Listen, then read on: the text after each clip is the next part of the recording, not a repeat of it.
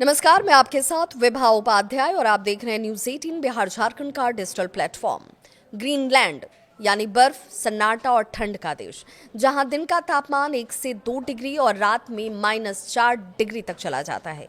लेकिन इन बर्फीले देश में आज आग सुलग रही है।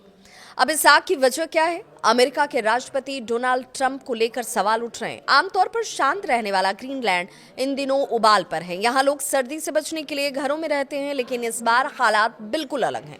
शनिवार को हजारों लोग बर्फ से ढकी सड़कों पर उतर आए। इसे ग्रीनलैंड का अब तक का सबसे बड़ा और सबसे संगठित जन आंदोलन बताया गया। दरअसल डोनाल्ड ट्रंप एक बार फिर से ग्रीनलैंड पर अमेरिकी नियंत्रण की बात को दोहरा चुके हैं और इसी के खिलाफ उबाल है। इसी के खिलाफ लोगों में नाराजगी है। ग्रीनलैंड के लोग खुलकर सड़कों पर उतर आए हैं। प्रदर्शनकारी का साफ संदेश है कि ग्रीनलैंड न बिकेगा, न अमेरिका का हिस्सा बनेगा। ग्रीनलैंड की राजधानी नूक में ऐसा दृश्य पहले इससे कभी नहीं देखा गया। करीब 20,000 की आबादी वाले इस शहर में लगभग 1/4 लोग सड़कों पर उतर आए। लोगों के हाथों में राष्ट्रीय झंडे, तख्तियां, पोस्टर थे जिन पर लिखा था ग्रीनलैंड बिक्री के लिए नहीं है। भीड़ शहर के केंद्र से सीधे अमेरिकी वाणिज्य दूतावास तक पहुंची। हालात को देखते हुए अमेरिकी कॉन्सुलेट को पुलिस ने सील कर दिया। सिर्फ ग्रीनलैंड ही नहीं, डेनमार्क की राजधानी कोपेनहेगन को अगर यूरोप के कई शहरों में इसी तरीके के मुद्दे का समर्थन प्रदर्शनकारियों की तरफ से करते हुए देखा गया। ग्रीनलैंड के प्रधानमंत्री जेंस फ्रेडरिक नीलसन खुद इस मार्च में शामिल होते हैं और अपना समर्थन देते हैं। उन्होंने एक बर्फीले टीले पर चढ़कर राष्ट्रीय झंडा लहराया। इस पल को देखकर पूरी भीड़ ताली और नारों से गूंज उठी। प्रदर्शनकारियों का साफ कहना है कि ट्रंप के बार बार दिए जा रहे बयान उन्हें सड़कों पर उतरने के लिए मजबूर कर रहे हैं। लोग ये कह रहे हैं कि हम पहले भी बिकाऊ नहीं थे और आज भी नहीं है। ये हमारी जमीन है, हम चुप नहीं बैठेंगे। ग्रीनलैंड का सीधा संदेश है, हम ना अमेरिका के थे और ना कभी होंगे।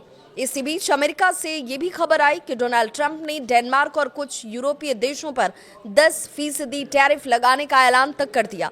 ये वही देश हैं जो ग्रीनलैंड पर अमेरिकी दावे का विरोध कर रहे हैं।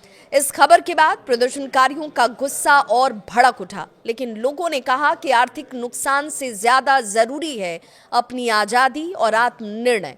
ग्रीनलैंड को लेकर तनाव अब वैश्विक स्तर पर पहुंच चुका है। फ्रांस, जर्मनी, स्वीडन और नॉर्वे जैसे नाटो देशों ने नार्कटिक क्षेत्र में सैन्य तैनाती की घोषणा तक कर दी है। डेनमार्क का कहना है कि ये कदम आर्कटिक की सुरक्षा मजबूत करने के लिए जरूरी है।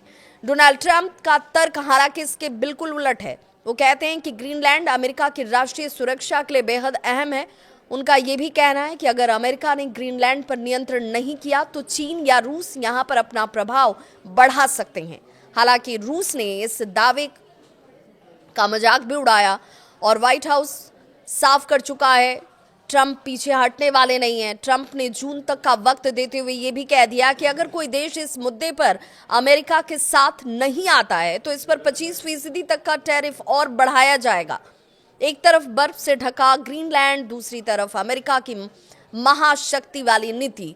अब सवाल ये उठता है कि क्या ग्रीनलैंड अपने दबाव में आएगा या दुनिया एक नए भू राजनीतिक टकराव की ओर बढ़ती हुई नजर आएगी?